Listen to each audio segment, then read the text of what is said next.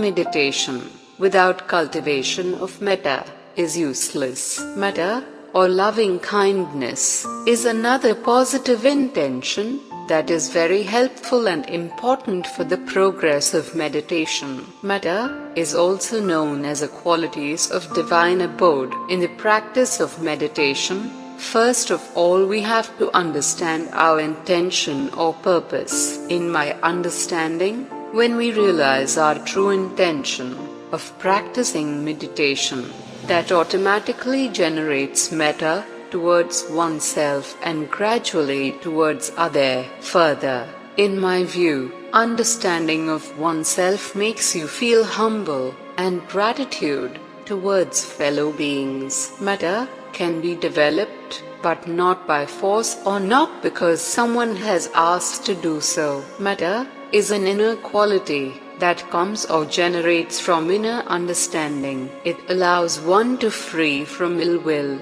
and hatred towards other. It is opposite of anger and jealousy. Gain complete calmness and acquires 11 kinds of benefits. Sleep comfortable, wakes up happily, no bad dreams. Human and non-human beings will love, invisible forces help. No danger befall and there will be no confusion, etc. According to Visuddhimagga, it is one of the 40 kinds of samatha meditation. So, one can use this to develop concentration. However, one has to be fully stable mind and fully concentrated mind, up to absorption, before sharing that metta to someone else. When sharing that metta, first of all one has to start with near dear one or pujaniya pagala, respected person, followed by intimate, neutral, dislike and very pagala, hateful one. Further, it involves great amount of qualities of patience. According to Satipatthana, there is a part saying knowing one's body and others' body, as well feeling, mind, and mental phenomena. According to my understanding, it is understanding other beings as similar to us. It is metta. Therefore, a part of Satipatthana practice. When one puts oneself onto other beings, there will not be any harm done to other being from all three doors: physical, verbal and mental. In practice of metta bhavana, therefore, need grit our understanding of mental state. It is also a very important tool to cut the defilement. It is a noble way to gain freedom from samsara.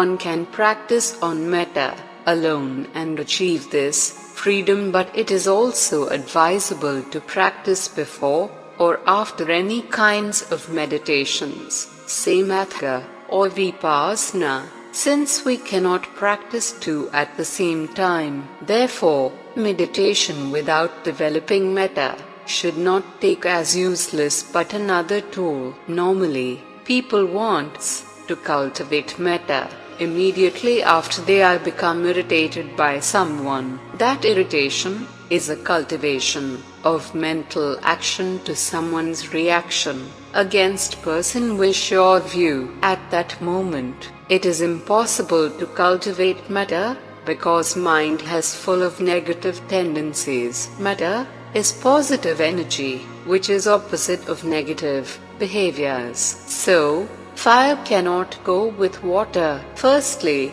if unable to observe at the very moment of the feeling, learn that you are holding that negative thought. Accept that thought, reduce its energy, and extinguish from mind. Generate positive qualities and maintain that positive qualities. Once the positive qualities are maintained, it will be easy to practice metta. In regards to your irritation towards other person and wish to practice metta, first of all you have to differentiate your feeling, a person, and your desire to cultivate metta. First of all, establish yourself calm and collective, free from many distractions. Once you realized that your mind is fully composed, and collective, some sort of absorption.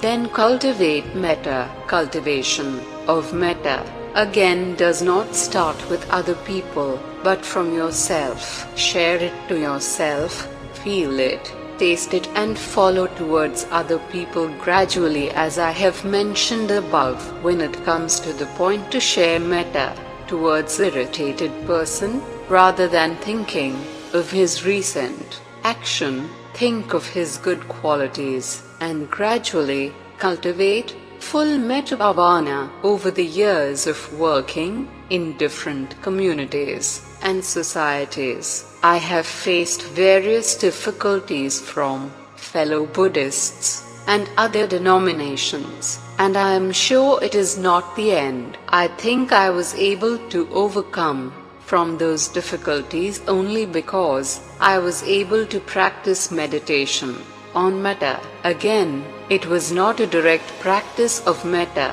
towards other but myself, contemplating on my feelings rather than other person who has caused. Once I was concentrating on my feelings, I was no longer engaging with that person, but I was within my inner journey. Often those memories return to disturb my peace, but every moment of its arising, I learned to notice that feeling rather than that person. As a result, I do not harbor any ill will or anger towards that person. It does not mean I do not have any anger, but I have learned to observe that anger. My ability to observe it assists me to settle it down.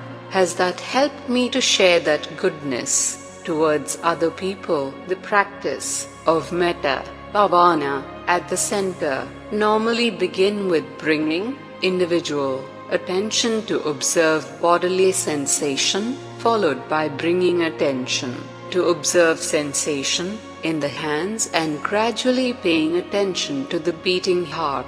Physically smiling will assist to feel the connection between heart and the mind. Then, generating loving kindness and compassion toward oneself, sharing that loving kindness and compassion to other beings. Namo Buddhaya.